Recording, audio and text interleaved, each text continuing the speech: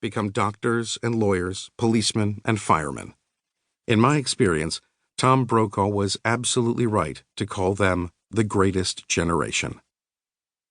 Those hard-charging raiders convinced our then-commandant, General Amos, to change the name of the Corps Special Operations Organization, commonly known as MARSOC, to the Raiders. MARSOC Marines were the elite fighting force serving as special operators for our country, just like the Raiders of World War II once had. The legacy of those gallant warriors of the past will never be forgotten, and our newest Raider battalions, carrying on the rich traditions, will make sure that they continue to strike fear in the hearts of our country's enemies. I am, and always will be, an ardent admirer of these fellow warriors. Semper Fidelis, Joe Marine Shushko, USMC retired, Honorary World War II Raider, Marine, always. Prologue. The whole world changed in the days following the Day of Infamy. Though the winds of war had been blowing for many months, America was caught woefully unprepared. The country that would become the arsenal of democracy was undermanned, under-equipped, and undersupplied for war. Activity spread nationwide as America woke up to what was going on in the world.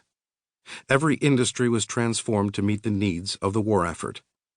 The year coming to a close had seen more than 3 million cars manufactured in the United States.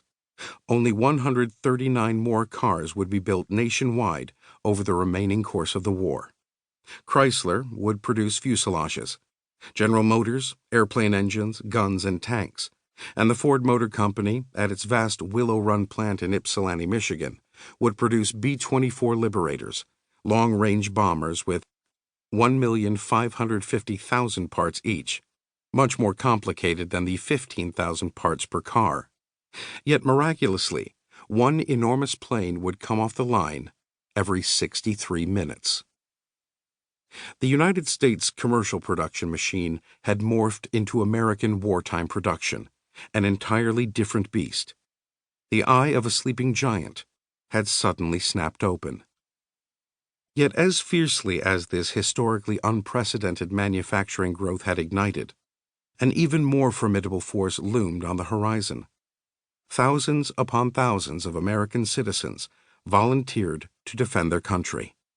America's industrial might was complemented by the commitment of her sons to their country's cause.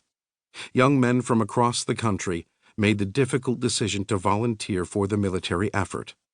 Both eyes of the slumbering giant had opened wide. This is the story, plain and simple, of 4 of those young men. All 4 woke up one morning living in a country that had been attacked and decided to fight to protect her. When they went off to war, they wanted to be with the best. To their way of thinking, that was the Marines, and they found themselves, along with a few hundred others, marked by destiny to become part of a special forces group called the Raiders. The configuration, 4 separate battalions, would form a single family of special forces within the Marine Corps. Yet each Raider battalion developed a bit of its own persona, colored by the amazingly unique leaders who sired and led each. These 4 young men, with contrasting backgrounds and widely varied personalities, would join one of each of the 4 legendary battalions, altogether different siblings in the Raider family, but blood brothers nonetheless. The Raiders' heroics would rock the world. Their fierce hand-to-hand combat tactics showed crack, veteran Japanese troops that these Americans were also fierce warriors. Their early Pacific successes would give their own discouraged country something to cheer. They would take part in battles whose names would forever brush elbows with the pinnacles of Marine Corps history at Tripoli, Montezuma, and Belleau Wood. They would be heralded in magazines, newspapers, and books worldwide, and often photographed.